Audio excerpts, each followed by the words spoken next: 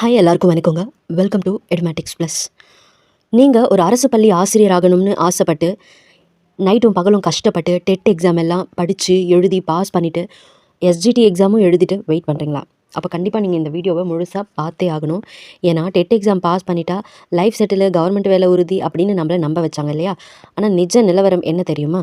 2012 போன வருஷம் 2025 வரைக்கும் தமிழ்நாட்டில் டெட் எக்ஸாம் பாஸ் பண்ணியும் இன்னும் வேலை கிடைக்காம தவிச்சிட்டு இருக்கிற ஆசிரியர்களுடைய எண்ணிக்கை மட்டும் எவ்வளோன்னு தெரியுமா? கிட்டத்தட்ட 2,80,000 பேர் இன்னும் அரசு பள்ளி ஆசிரியர் ஆகாமல் அவங்களுடைய கனவோடவே காத்துட்ருக்காங்க. ஆமாங்க, நீங்கள் கேட்குறது கண்டிப்பாக நிஜம்தான். பேப்பர் 1ல் மட்டுமே 1,12,000க்கும் மேலே. அதேபோல் பேப்பர் 2ல் பார்த்தீங்கன்னா 1,69,000க்கு மேலே ஆசிரியர்கள் இன்றைக்கும் வேலை இல்லாமல் என்றைக்கு வேலை வரும், அரசாங்க வேலை என்றைக்கு வரும், எஸ்டிடி எழுதாமலே எங்களுக்கு வேலை கிடைக்கணும், எஸ்டிடி வேண்டாம் அப்படியெல்லாம் சொல்லி காத்துட்ருக்காங்க. என்ன நடக்குது இங்கே?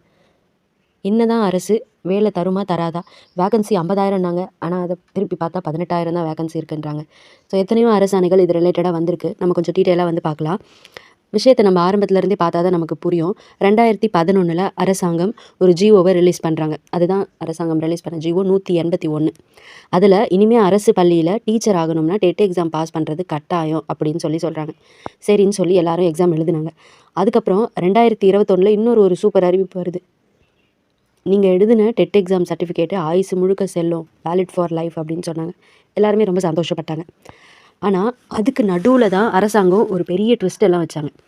அது பாஸ் பண்ணால் மட்டும் போதாதுப்பா, வேலை வேணும்னா நீங்கள் இன்னொன்று எழுதணும், இன்னொரு எக்ஸாம் எழுதணும், அதான் நியமன போட்டித் தேர்வு அப்படின்னு சொல்லிட்டாங்க. அதாவது ஒரு எக்ஸாம் பாஸ் பண்ணி பல வருஷம் காத்துட்ருக்கிறவங்க வேலைக்காக இன்னொரு எக்ஸாம் எழுதணுமா? நீங்களே நியாயத்தை யோசிச்சு பாருங்கள். அவங்க அப்பப்போவே வச்சு அதுக்கான நியமன தேர்வு வச்சா கூட பரவாயில்ல, டெட்டு எப்போ வேணாலும் வைப்பாங்களாம்.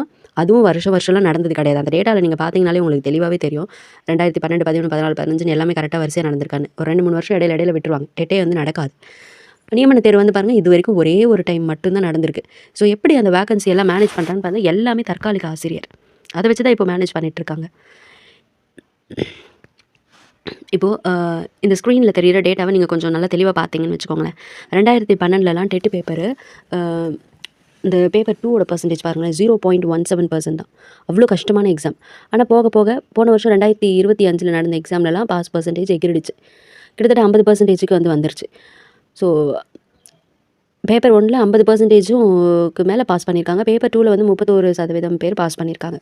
சுருக்கமாக சொன்னால் எக்ஸாம் பாஸ் பண்ணி வெளியில் வர ஆசிரியர்களோட எண்ணிக்கை வருஷத்துக்கு வருஷம் அதிகமாகிட்டே போகுது. ஆனால் அவங்களுக்கான வேலை வாய்ப்பை அரசாங்கம் அந்த வேகத்திலலாம் உருவாக்கி தரவே இல்லை. இதுக்கடையில் 2026 ஆரம்பத்தில் கூட ஒரு கம்யூனிட்டி வாரியாக இவ்வளோ மார்க் எடுத்தால் தான் தகுதி அப்படின்னு சொல்லி புதிய அரசாணை ஒன்று வந்துச்சு.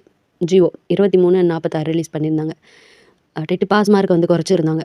90 இருந்துச்சு, 82 ஆச்சு. அதுக்கப்புறம் பார்த்தீங்கன்னா 60, 75 அந்த மாதிரி குறைச்சிட்டாங்க. ஸோ நீங்கள் என்ன நினைக்கிறீங்க இந்த டெட் எக்ஸாம் பற்றி? இந்த டெட் எக்ஸாம் எழுதிட்டு நியமன தேர்வு எழுதுறதை பற்றியெல்லாம் உங்களுடைய கருத்துக்கள் என்ன? ஸோ நேரடியாக உங்களுடைய கருத்து என்ன அப்படிங்கிறத கமெண்ட்டில் போடுங்க. ஏன்னா நீங்கள் கமெண்ட்டில் சொல்ல தான் அடுத்தவங்களும் இந்த எக்ஸாமை பற்றி என்ன நினைக்கிறாங்க, வைக்கலான்னு நினைக்கிறாங்களா, வேண்டான்னு நினைக்கிறாங்களான்றது தெரியும். ஸோ கையில் நம்ம தகுதிக்கான சான்றிதழ் இருக்குது. அது ஆயுசு முழுக்க செல்லும்னு அரசாங்கமே சொல்லுது. ஆனால் இன்னமும் வேலை கிடைக்காம 2.8 லட்சம் ஆசிரியர்கள் காத்துட்ருக்காங்கன்னா இந்த சிஸ்டமில் மாற்றம் வரணுமா வேண்டாமான்றதை நீங்களே முடிவு பண்ணி சொல்லுங்கள். இந்த போட்டித் தேர்வு முறையை பற்றி நீங்கள் என்ன நினைக்கிறீங்க? அரசாங்கம் இவங்களுக்கு உடனே வேலை வழங்க நடவடிக்கை எடுக்கணுமா? உங்களுடைய நியாயமான கருத்துக்களை மட்டும் கமெண்ட்டில் சொல்லுங்கள்.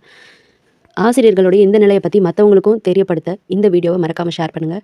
தொடர்ந்து இதுபோல் தெளிவான தகவல்களுக்கு நம்ம சேனலை சப்ஸ்கிரைப் பண்ணி சப்போர்ட் பண்ணுங்கள். அண்டு அதுக்கப்புறம் பார்த்திங்கன்னா, நம்ம சின்ன வயசில் இருந்தப்பலாம் டீச்சர் ட்ரைனிங் முடித்தாலே டீச்சர் வேலை கொடுத்துருவாங்க. பிஎட் முடித்தாலே டீச்சர் வேலை கொடுத்துருவாங்க. ஸோ அதுக்கப்புறம் ரீசெண்ட் டைம்ஸில் தான் நம்மளுக்கு ஒரு 20 வருஷம் 10-20 வருஷத்துக்கு முன்னாடி தான் இந்த மாதிரியான வேலைகள் வந்துச்சு. 20 வருஷம் கூட இல்லை, ஒரு 15 வருஷம் சொல்லலாம். ஏன்னா நிறைய பேர் படிக்க ஆரம்பிச்சிட்டாங்க. ஸோ நிறைய பேர் படிக்கிறாங்க அப்படின்றப்ப காம்படிட்டிவ் எக்ஸாம் தான் வழி அப்படின்ற மாதிரி கொண்டு வந்தது தான் இந்த டெட்டு, எஸ்ஜிடி எல்லாமே. தேங்க்யூ.